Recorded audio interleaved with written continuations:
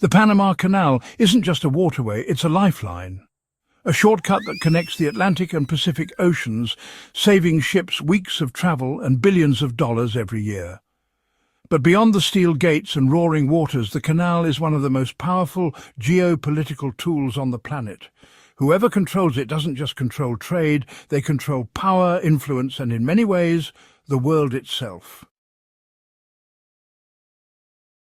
But here's the uncomfortable truth. Panama is too small to hold on to that power forever. On paper, they own the canal. In reality, global superpowers are already circling like vultures.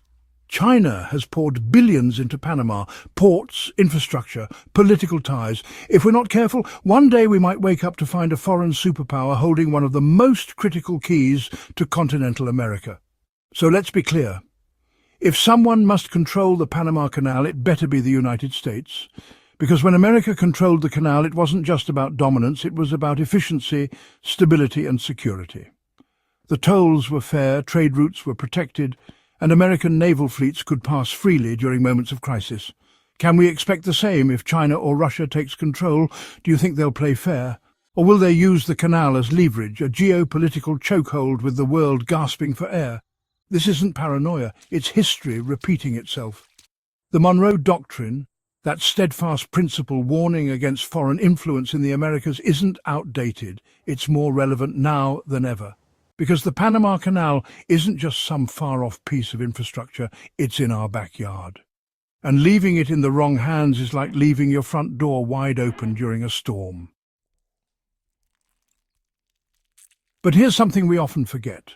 The canal wasn't just built with money, concrete and steel. It was built with blood. While politicians and superpowers battle over who controls the canal, we must remember those who built it.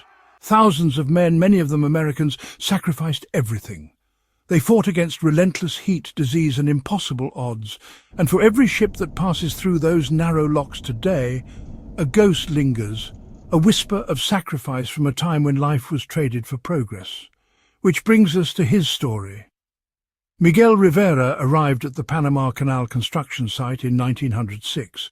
He was young, strong and full of dreams. Like thousands of others, he had been promised steady pay, 3 meals a day, and the pride of helping to build one of the greatest engineering marvels the world had ever seen. But Panama had other plans.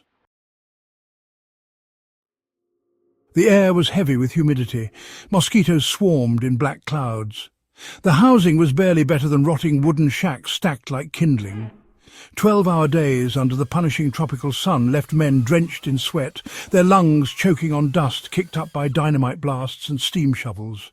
It was in one of those overcrowded bunkhouses that Miguel first heard the cough, a deep, rattling sound cutting through the night air, a sound that carried death with it. He told himself it was just a cold, nothing more. But tuberculosis doesn't forgive optimism. Miguel's body began to break down. His ribs pushed sharply against his thin, waxen skin. His collarbones jutted out like splintered wood. The coughing grew worse, each spasm ripping through his chest like shards of glass.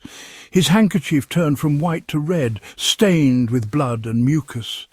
The other workers avoided his gaze, not out of cruelty, but because they couldn't bear to see what he was becoming. And then, one night, Miguel woke up choking.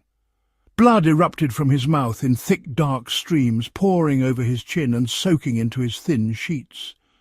His body convulsed violently, his cracked teeth slicing into his tongue as his chest heaved in agony. His bowels gave out. His eyes, wide and bloodshot, stared into nothing. When Miguel finally died, his final breath was a ragged, wet gasp, a hollow, broken sound that echoed in the shadows of the infirmary tent.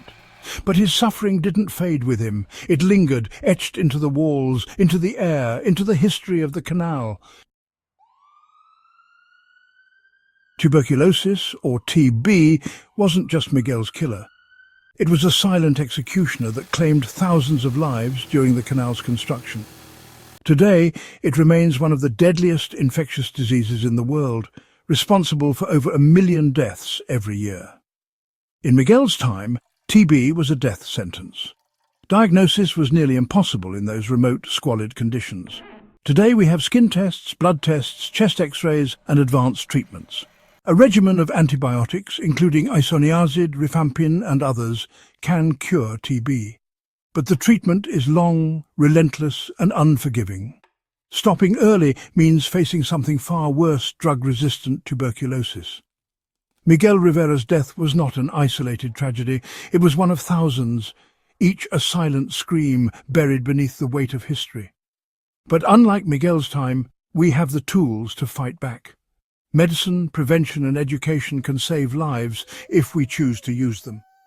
So as we argue over who controls the Panama Canal, let us not forget the price already paid in blood and suffering.